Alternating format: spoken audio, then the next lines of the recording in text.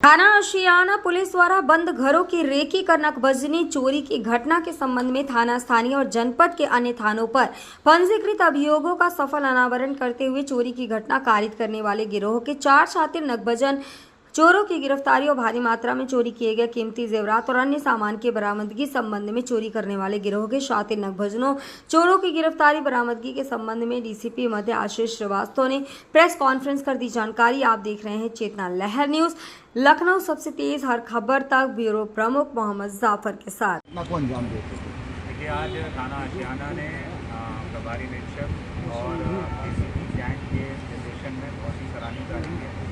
पिछले कुछ दिनों में आशियाना में तब्दीली की कुछ घटनाएँ हुई और लखनऊ में भी कुछ ऐसी घटनाएँ हुई जिनमें बंद घरों में अचानक से घुस करके जो भी नकबजन थे उन्होंने अंदर जा कर के जो सेफ वगैरह से एक्सपेंसिव मटेरियल था जैसे कैश और ज्वेलरी फटाफट चुरा करके वो लोग निकल गए।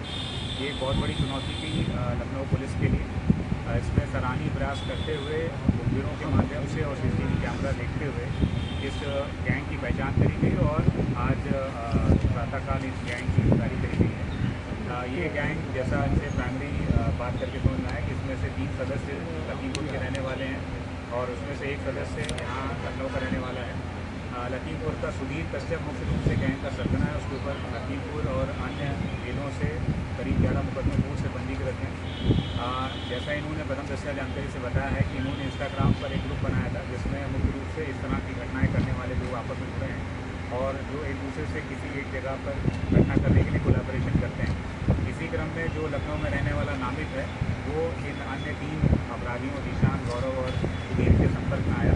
फिर इन तीनों को मिल करके यहाँ पर एक अपना ग्रुप सा बनाया जिसमें नामित की जिम्मेदारी थी कि वो यहाँ लखनऊ में ऐसे बंद घरों की रेकी करता था जिन पर बाहर से ताला दिख रहा है और जैसे उसको ऐसे घरों की जानकारी होती थी और ऐसा लगता था कि इस घर में पर्याप्त ज्वेलरी या कैश हो सकता है तो ये अन्य सदस्यों को यहाँ बुलाता था।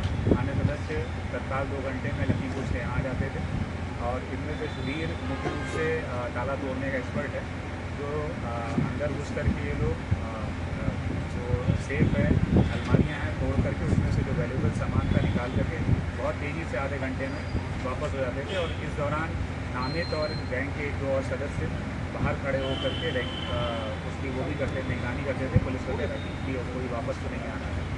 ये बहुत ही सराहनीय कार्य है। अभी तक इन्होंने अपनी जो जानकारी इनसे अभी की गई है, इन्होंने आशियाना में हुई 2 नकबजनी और गोमतीनगर में हुई एक रिसेंट घटना के बारे में स्वीकार किया है और उससे संबंधित सामान भी बरामद करा है। ये सामान जैसा कि अनुमानित कीमत इसकी लगभग 35 लाख है। इसको जो है बाद में पहचान करा करके जो भी जिन वादियों का है उनको वापस किया। सर कैसे प्लान बनाते थे पूरा, ये कैसे प्लान बनाते थे? इसमें जो जिस ग्रुप की बात कर रहे हैं उस ग्रुप के माध्यम से पहले संपर्क में आए और फिर वर्तमान में अभी आपस में बातचीत करते रहते थे। इसमें ये समझ में आया है कि सुधीर को पूर्व से इस तरह की घटनाएँ करने का एक एक्सपीरियंस है। नामित को इन्होंने इसलिए रखा था कि लखनऊ में इस वक्त लखनऊ में यहाँ पे बदामपुर अमृत के पास रहने वाला है। तो लखनऊ में जो भी ऐसे बंद घर हैं जो बड़े घर हैं जहाँ पे संभावित है कि अच्छे पैसे मिल सकते हैं उनकी रखी करता था और फिर इन तीनों को सुधीर कश्यप जैसे कि आपने बताया कि इस गिरोह का सरगना है, 11 मुकदमे लगभग उस पर दर्ज है।